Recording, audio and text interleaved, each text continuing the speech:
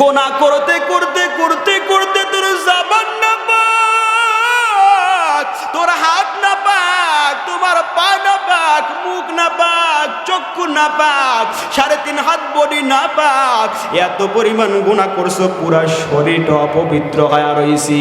আল্লাহ রাব্বুল আলামিন বলেন, বান্দা আল্লাহ তাকুনা তুমি রহমাতিল্লাহ, আমি আল্লাহ রাব্বুল আলামিনের, আমি আর রব্বে কারীমের যেই ভালোবাসা, রব্বে কারীমের যে দয়া, দয়া থেকে তোমরা নিরাশ হয়ো না, হয়ো না, হয়ো না।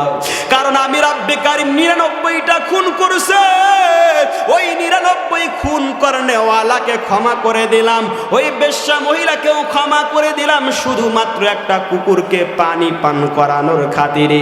ও বান্দা, আমি রব্বে কারীম তো তোমাকে জাহান্নামে দেওয়ার জন্য বানাই নাই। ও বান্দা, তোমার মায়ের দিকে তাকাও, তোমার বাবার দিকে তাকাও। এরকম হাজারো হাজারো মা পাইবেন, ছোট্টবেলা যখন সন্তান মায়ের কাছে অপরাধ করেছে, অপরাধ করবার পর মা 2-4টা থাপ্পড় দিয়া বলে, আমার বাড়ি থেকে বের হইয়া যাও, আমার বাড়িতে তোর জায়গা নাই, তুই আমার বাড়িতে খাবি না, তোর খাবার দাবার সব কিছু বন্ধ। সন্তানকে থাপ্পড় মারিয়া মাটা বাড়ি থেকে বের করিয়া দিল।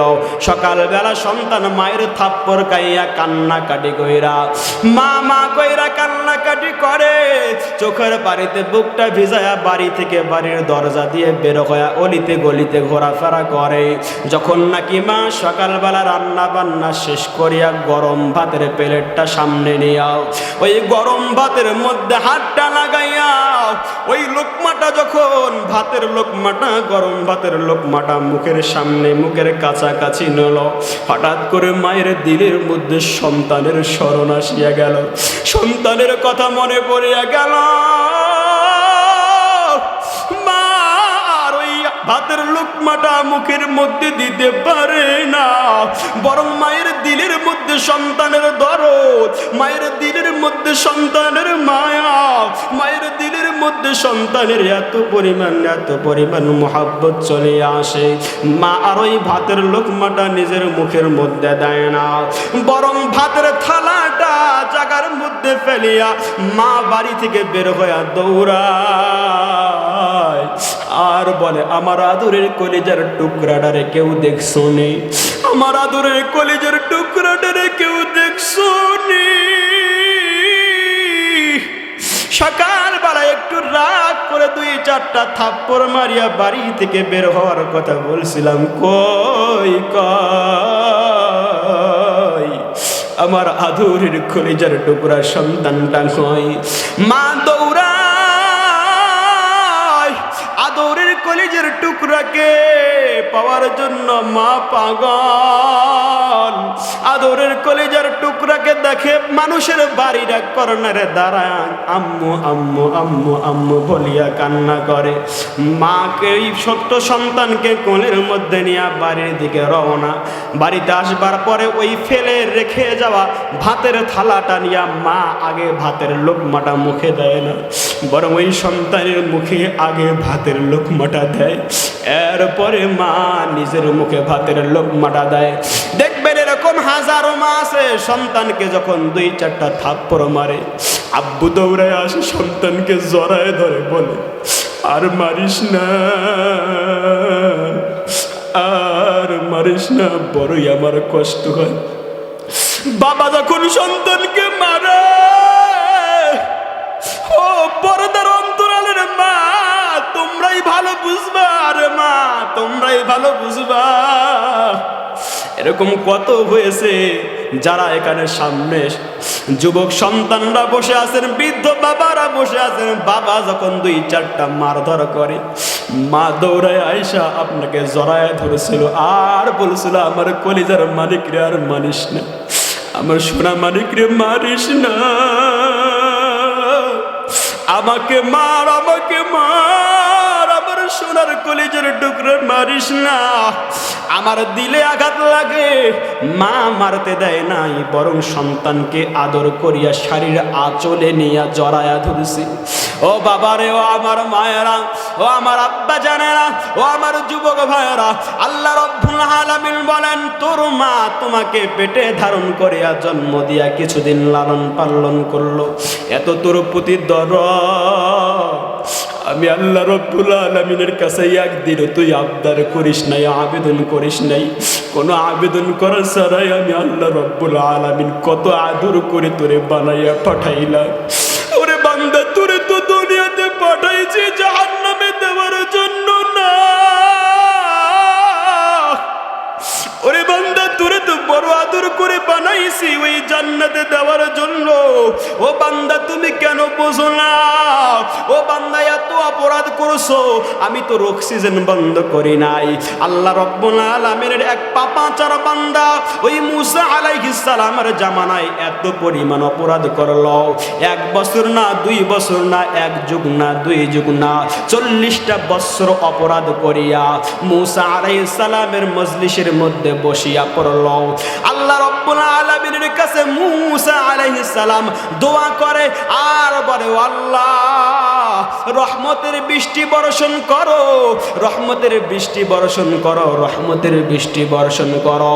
মূসা আলাইহিস সালামকে জবাব দেওয়া হয়, ও নবী, আপনার মজলিসের মধ্যে একজন অনেক বড় পাপাচার অপরাধী ব্যক্তি, অনেক বড় অপরাধী, 40টা বছর আমার বিরুদ্ধে কাজ করেছে, আমার বিধানের বিরুদ্ধে কাজ করেছে, আমার নাফরমানি করেছে, আমার অবাধ্যতা করেছে।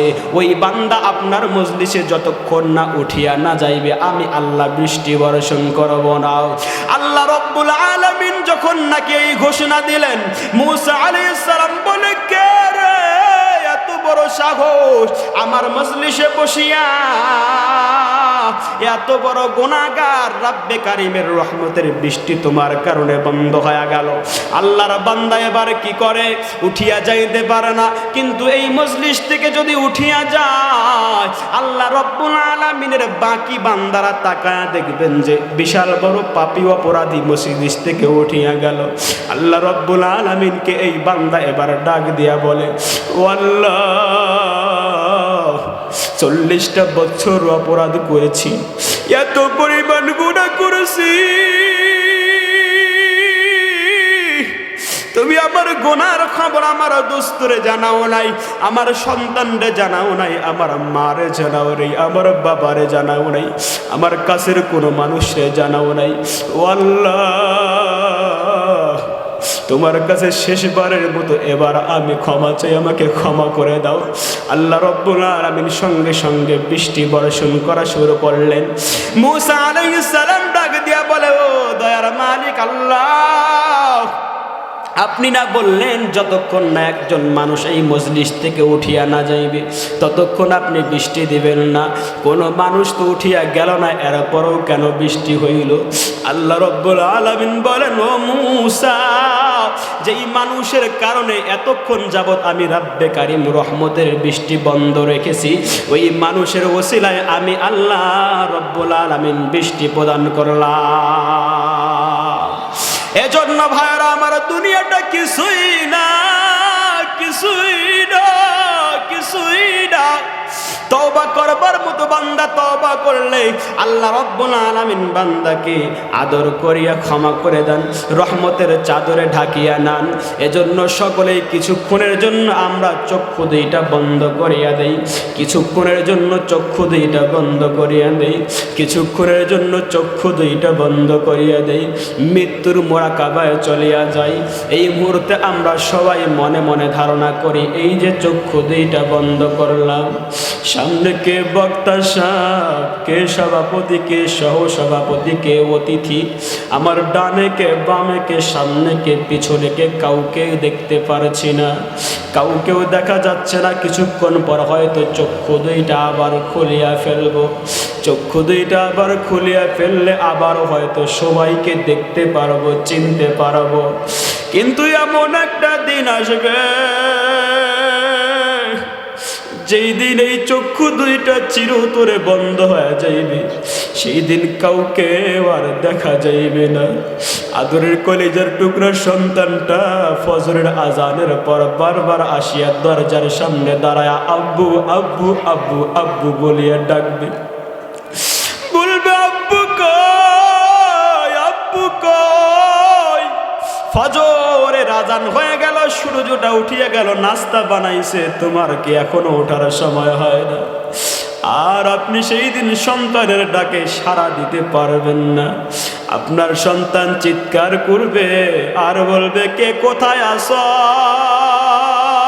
দৌড়াও দৌড়াও দৌড়াও, আমার আব্বু আর নাই।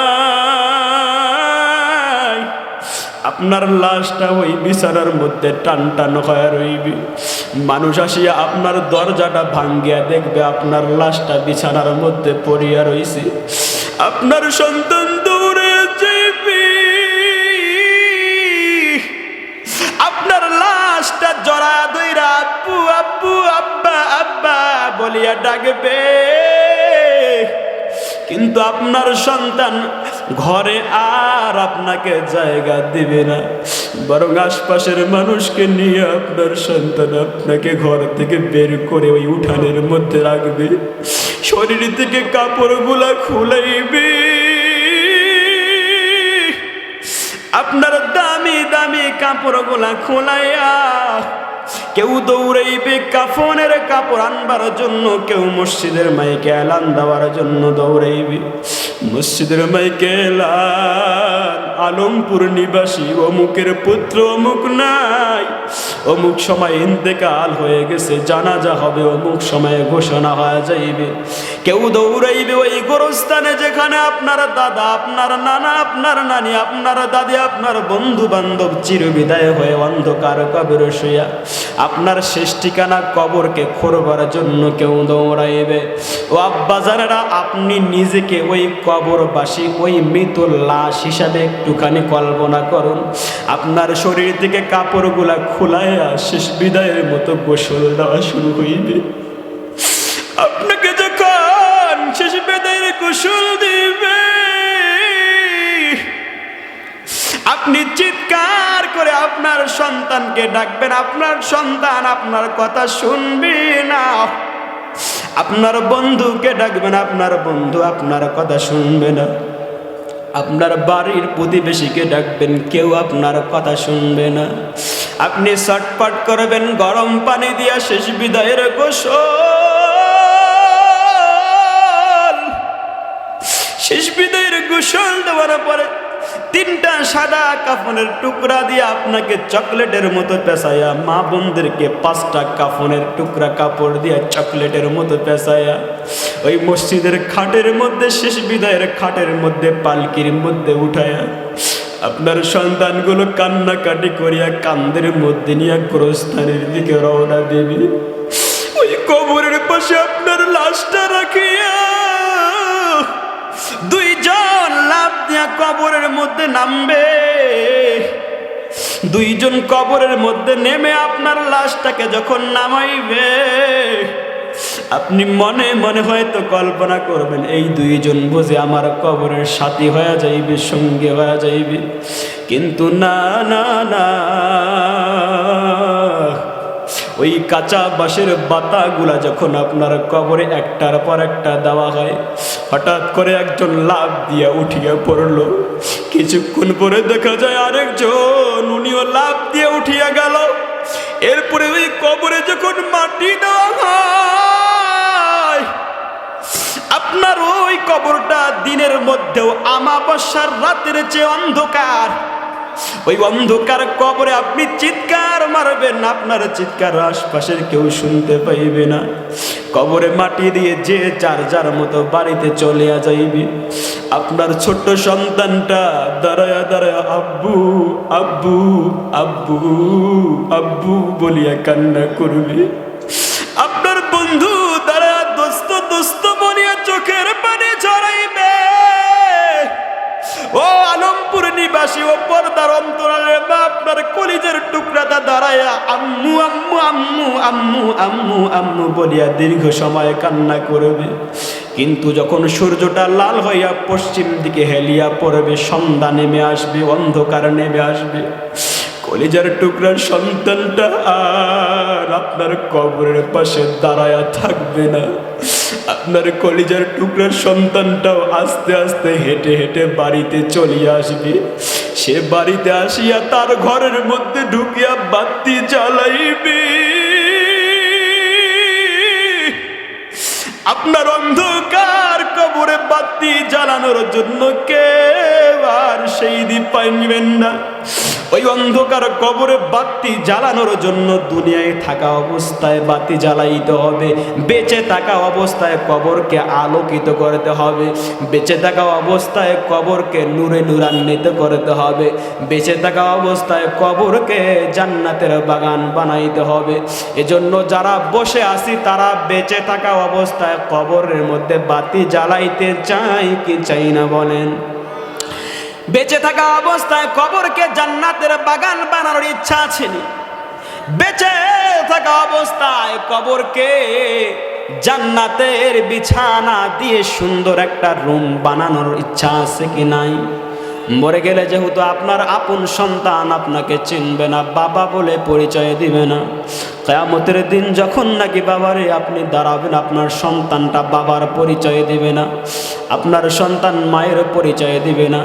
এমন একটা কঠিন মুহূর্তে আপনার নেক আমল ছাড়া আপনার কোনো আপন কিছু থাকবে না। আল্লাহ তাআলা এজন্য বলেন, ইয়াউমা লা ইয়ানফাউ মালুন ওয়ালা বানুন ইল্লা মান আতাল্লাহা বিকলবিন সালিম। অনেক রাত হয়ে গেছে, এখনই দোয়া করে দেব। দোয়া করবার আগে এতটুকু আবদার, এতটুকু আবেদন, যেহেতু আপনি মরেই যাবেন, কখন মালাকুল মাউত আজরাইল উপস্থিত হয়ে যাইবে জানা নাই। আপনার সন্তান যেহেতু আপনাকে চিনবে না, আপনার সন্তান যেহেতু বাবা বলে কিয়ামতের দিন পরিচয় দেবে না। সন্তানের সওয়াবের প্রয়োজন, বাবারও সওয়াবের প্রয়োজন। এমন একটা মুহূর্তে বাবা দৌড়ায়া সন্তানের কাছে যাবে, সন্তান বলবে পৃথিবীতে থাকা অবস্থায় আমার কোনো বাবা ছিল না। বাবার কাছে সন্তান দৌড়ায় আসবি, এসে বলবে আব্বাজান একটা সওয়াবের প্রয়োজন, একটা নেকির অভাবে আমি জাহান্নামী হয়ে গেলাম। আব্বাজান বলবে দুনিয়ায় থাকা অবস্থায় তো আমি বিয়েই করি নাই, আপনাকে সন্তান বলে বাবা সেই দিন পরিচয় দিবে না। আল্লাহ রাব্বুল আলামিন বলেন, ইল্লা মান আতাল্লাহা বিকলবিন সালিম। ওই দিন পরিশুদ্ধ একটা অন্তর রাব্বে কারিমের দরবারে গ্রহণযোগ্য হিসাবে দাঁড়ায় যাবে। পরিশুদ্ধ অন্তর, যাকাত দেনেওয়ালা অন্তর, দান করনেওয়ালা অন্তর, জিকির করনেওয়ালা অন্তর। আল্লাহ রাব্বুল আলামিন যেই মাল দিলেন, ওই মালের ব্যাপারে রব্বে কারিম বলে, তোমাকে যেই মাল দেওয়া হলো, আমি রব্বে কারিম যেই মাল দিলাম, এই মালের মধ্য থেকে নিজের জন্য খরচ করবা, সন্তানের জন্য খরচ করবা, বাবার জন্য খরচ করবা, স্ত্রীর জন্য খরচ করবা, মায়ের জন্য খরচ করবা, বন্ধুর জন্য খরচ করবা, নিজের কাছের আত্মীয় স্বজনদের জন্য খরচ করবা, কোনো সমস্যা নাই। তবে মালের একটা অংশ আমি রব্বে কারিমের জন্য খরচ করো। কার জন্য? রাজি আছেন? নিজের জন্য এত পরিমাণ খরচ করলেন, বাড়ি বানাইছেন, জায়গা কিনছেন, ব্যাংক ব্যালেন্স করেছেন, চক্ষু দুইটা বন্ধ হয়ে গেল, সব কিছু আপনার সন্তানের কাছে চলিয়ে গেল, অটো চলে গেছে। আপনাকে লিখে দিতে হয় নাই, আপনার ছোট সন্তানকে লিখে দেন নাই, বড় সন্তানকে লিখে দেন নাই, মেজ সন্তানকে লিখে দেন নাই, কাউকে লিখে দেন নাই। চক্ষু বন্ধ হয়েছে, অটো চলে গেছে, সন্তান নিয়ে ভাগ বটোয়ার শুরু করছে। ঢাকা শহরের মধ্যে কতবার মাহফিল করি, কত কানে মাহফিল করি, বলে হুজুর এই যে বাড়িওয়ালা দেখছেন, এই বাড়িওয়ালা যখন নাকি মরিয়া গেল, সন্তান বাবাকে দাফন করার আগেই কাটাকাটি মারামারি শুরু করে দিছে।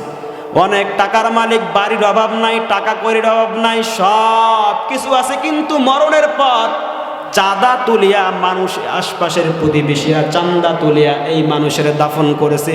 সন্তান এই বাবাকে দাফন করে না, বাবার লাশটা বারান্দার মধ্যে ফালাই দিছে। 24 ঘন্টা চলিয়ে গেছে, বাবাকে দাফন করার খবর নাই, বরং ভাইয়ে ভাইয়ে মারামারি শুরু হয়ে গেছে, ভাগাভাগি নিয়া। কার ভাগে কতটুকু এটা নিয়ে মারামারি। এজন্য ভাইয়েরা, মরবার পরে কি হবে জানা নাই, আপনার সন্তান আপনার সাথে কেমন আচরণ করবে জানা নাই, আপনার বন্ধু আপনার সাথে কেমন আচরণ করবে জানা নাই। আজকে একটা কলিজার টুকরা সন্তানের জন্য কত কিছুই না আমরা করি। কয়েকদিন আগে একজন বাবাজানকে জিজ্ঞাসা করলো একজন সাংবাদিক, যা আব্বাজান আপনার এই সন্তানকে অনেক কষ্ট করিয়া আপনি রিক্সা চালায়া চালায়া মেডিকেলে চান্স পাওয়াইছেন, অনেক কষ্ট করিয়া পড়াশোনা করাইছেন, আপনার সন্তান মেডিকেলে চান্স পাইল, আপনি এই যে কষ্ট করলেন কত পরিমাণ কষ্ট করছেন, আপনার কষ্টের একটু ইতিহাস বলেন। আব্বাজান ওই সাংবাদিকের কাছে বলে, ও সাংবাদিক ভাই, আমি যখন নাকি এই সন্তানকে স্কুলে পড়াইতাম, পড়াশোনা করাইতাম, আমি যখন বাজারে যাইতাম, রিক্সা চালানোর পর যখন পকেট থেকে টাকাটা নিয়ে হিসাব করতাম আর ফলের দোকানের দিকে তাকাইতাম, মনটা চাইতো একটা ফল কিনে আমি বাবা মুখে দেই, একটু ফলের স্বাদটা গ্রহণ করি, ফলের মজাটা একটু চাখি। কিন্তু আমি আব্বাজানের হঠাৎ করে আমার সন্তানের কথা মনে পড়ে, আর মনে মনে ভাবি, হায়, বাড়িতে গেলে আমার কলেজের টুকরা সন্তান যদি কালকে টিফিনের টাকাটা চায় আর যদি দিতে না পারি, না জানি আমার সন্তানটা বড়ই কষ্ট পেয়ে যাবে। এইভাবে আমি ফলের মধ্যে হাত লাগাই না। ফলটা চাইলে আমি খাইতে পারতাম, কিন্তু খাইলেই আমার সন্তানকে খুশি করবার জন্য। ওই কলিজার টুকরা সন্তানটাও কিয়ামতের দিন আপনাকে চিনবে না। আল্লাহ রাব্বুল আলামিন বলেন, ওই কিয়ামতের দিন ইয়াউমা লা ইয়ানফাউ মালু ওয়ালা বানুন,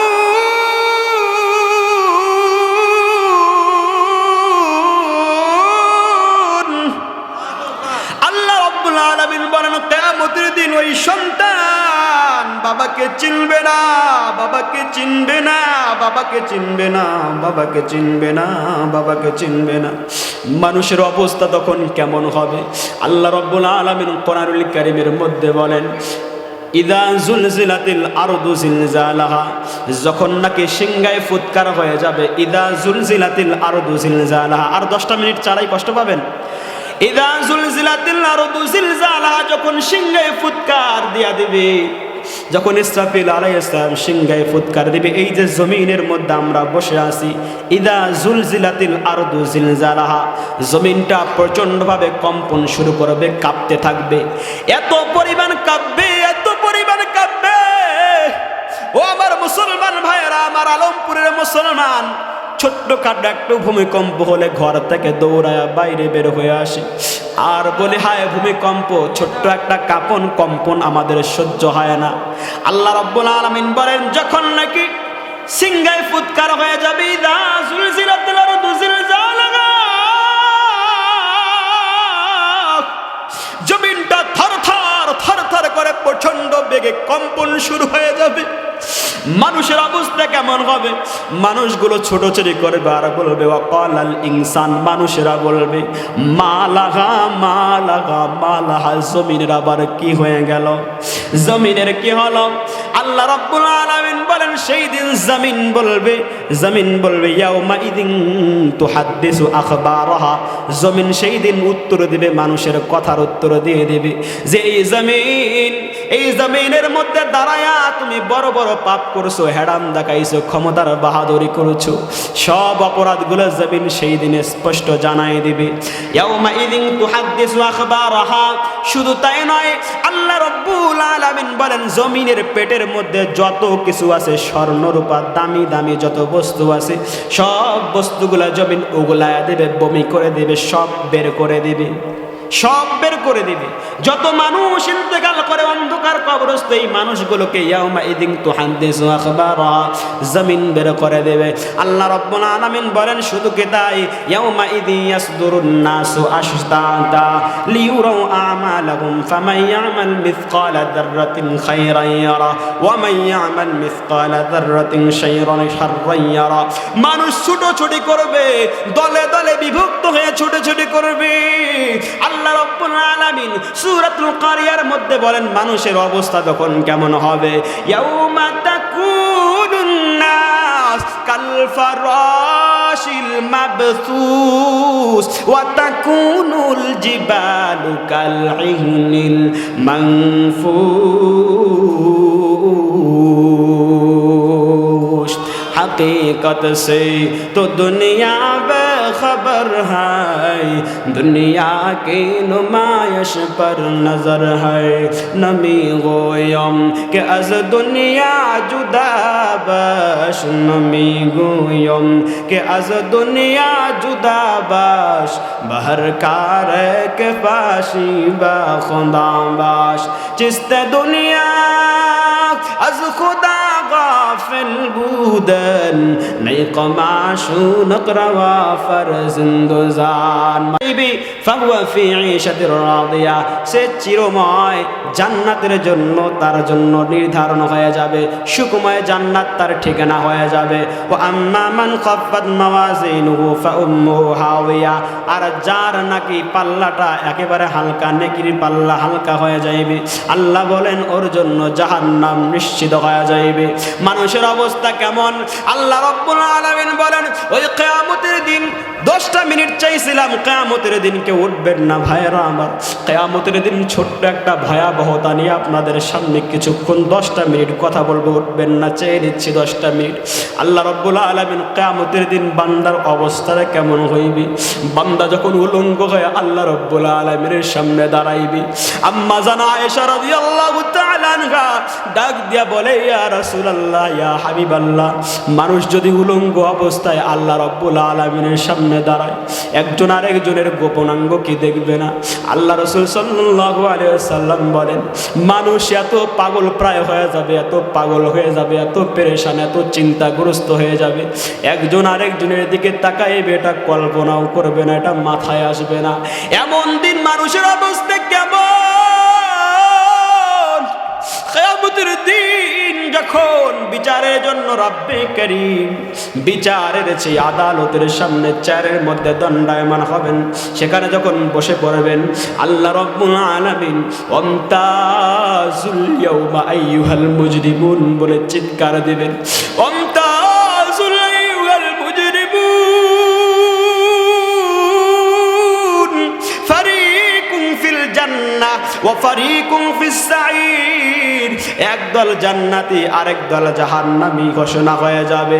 জান্নাতি দলেরা ডান দিকে চলিয়া যাইবে, জাহান্নামের দলেরা বাম দিকে চলিয়া যাইবে। কিন্তু কথা হইল, যারা জাহান্নামী এই মানুষগুলো জান্নাতি দলে ভিড়বার জন্য, জান্নাতি দলের অন্তর্ভুক্ত হওয়ার জন্য জান্নাতি মানুষের কাছাকাছি যাওয়ার চেষ্টা করবে, তাদের সাথে ভালোবাসা লাগানোর চেষ্টা করবে, তাদের সাথে মিল দেওয়ার চেষ্টা করবে, মনে করবে যদি তাদের সাথে মিলিয়ে যায় আল্লাহ রাব্বুল আলামিন বুঝি আমাদেরকে তাদের সাথে জান্নাতে দিয়ে দেবেন। এমন একটা কঠিন মুহূর্তে জান্নাতি মানুষের কাছাকাছি গিয়ে একত্র হয়ে মিলিয়ে যাওয়ার যখন চেষ্টা করবে, আল্লাহ রাব্বুল আলামিন সূরাতুল ইয়াসিনের মধ্যে আয়াতটা স্পষ্ট ঘোষণা দিলেন, আমতাজুল ইয়াউমা আইয়ুহাল মুজরিমুন, আমতাজুল ইয়াউমা আইয়ুহাল মুজরিমুন। ওরে অপরাধীর দল, আজকে তোমাদের কোনো নিস্তার নাই, ভাগ হয়ে যাও, পৃথক হয়ে যাও, পৃথক হয়ে যাও, পৃথক হয়ে যাও, পৃথক হয়ে যাও, পৃথক হয়ে যাও, পৃথক হয়ে যাও। আল্লাহ রাব্বুল আলামিন যখন নাকি আমতাজুল ইয়াউমা আইয়ুহাল মুজরিমুন বলে ঘোষণা দিবে, যত খারাপ বান্দা ভালো মানুষের দলে ভিড়বার চেষ্টা করেছিল, একটা মুহূর্ত তাদের সুযোগ হবে না জান্নাতি বান্দার সাথে থাকার, বরং তারা পৃথক হয়ে যাবে।